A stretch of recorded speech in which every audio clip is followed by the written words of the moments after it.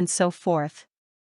Realizing this, just as bodhisattvas willingly make sacrifices to rescue sentient beings from cyclic existence in a ship of the great vehicle, the author of the treatise shows extensively in the first 4 chapters how to generate the aspiring altruistic attitude intent on highest enlightenment by explaining the faults of cyclic existence. Although the lines quoted here are from the Master Vasubandhu's treasury of knowledge, they are clearly words from the Sutras on knowledge. With reference to this, some learned teachers say that although the Master Vasubandhu holds that the 7 treatises of knowledge are not sutra, the spiritual father and son, Nagarjuna and Aryadeva, seem to hold that some parts are. According to the protector Nagarjuna, who asserts that phenomena do not have even an atom of inherent existence, there is real suffering but not the least real contaminated pleasure. If there were, it would entail many errors. Therefore, as has already been explained, the pleasure of alleviated suffering, namely the arising of a feeling of satisfaction when suffering is somewhat weaker, is posited as pleasure.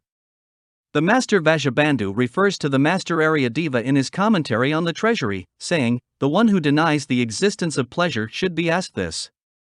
He presents numerous parallel reasons for either the existence or non-existence of both real pleasure and real suffering, the need to accept the true existence of functional things being a foregone conclusion in that system.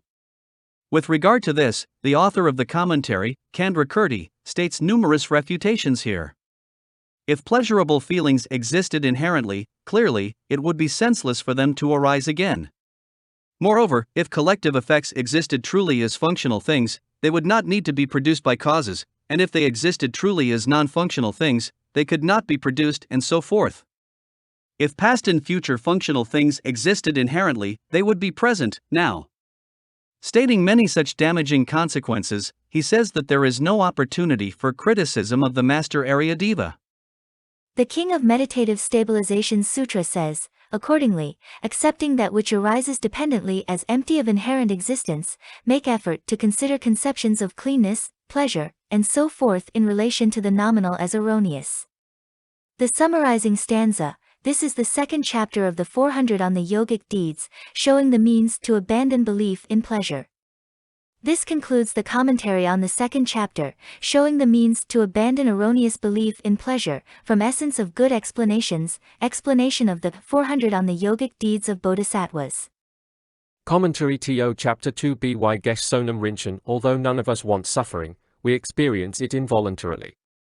This is because we do not identify suffering and its causes properly and thus cannot take effective measures to prevent it. It is therefore of prime importance to recognize suffering and the kinds of activity and attitudes that give rise to it. By thinking about this sufficiently, we will begin to find the whole process intolerable and want to get rid of the state which it characterizes, namely cyclic existence. It is impossible to eradicate suffering completely unless one has recognized the most subtle kinds. We tend to mistake these for pleasure and happiness, which leads to many problems. For this reason, the author emphatically denies the existence of real pleasure or happiness of a contaminated kind. In many texts, different kinds of suffering are described, for instance 6 pertaining to cyclic existence in general and 8 pertaining specifically to the human condition. These are enumerated to help us identify suffering within our own experience. All kinds of suffering can be subsumed under the suffering of pain, the suffering of change, and the pervasive suffering of conditioning. Birth, sickness, aging and death are processes which clearly constitute suffering. In addition, while we are alive, we suffer the pain of separation from that which we love and from which we cannot bear to be separated. We suffer separation from our spiritual teachers, students, parents, children, partners, friends, riches and status. We also suffer from coming into contact with that which we wish to avoid and find unpleasant and frightening even to hear about, such as enemies, robbers, sickness and other calamities. We may be forced to live with or near those we dislike or fear. We suffer too through not finding what we seek and desire, such as status, profit, good crops, adequate payment for work done, others' appreciation or companionship. When we experience suffering, we normally blame other factors, our surroundings, friends and associates, or resources, but we suffer even when all of these are exceptionally good. The poor think that the rich and influential must be happy, but they too experience suffering associated with the very things for which they are envied. Those with many possessions and much wealth suffer when they are taxed or robbed and because others constantly seek their financial assistance. They face problems accumulating and safeguarding their wealth, while the influential suffer trying to acquire and protect their status. Those who are poor have trouble making a living and suffer oppression from others. Physical and mental pain are quite coarse forms of suffering, characteristic of cyclic existence and experienced because we have a contaminated body and mind. They arise again and again in different forms and indicate the presence of an underlying constant subtle kind of suffering.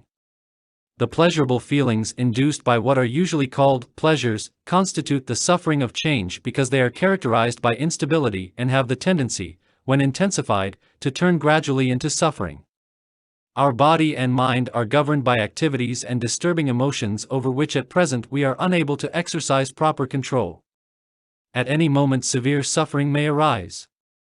Since body and mind are thus controlled by other factors, namely by previous contaminated actions and disturbing emotions, and are not under our own control, they are referred to as pervasive suffering of conditioning. We are not free but ruled by an enemy and thus suffer. It is essential to recognize these various kinds of suffering in ourselves. Suffering will not stop of its own accord simply because we do not want to suffer. The only way to end it is to search for and rid ourselves of its causes. This should be done now, while we have a precious human life and the opportunities it offers. Only when we have recognized our own suffering and find it unbearable, can we truly begin to empathize with others and find their suffering intolerable. This leads to great compassion, the urgent wish to free all others from suffering, the root of the great vehicle.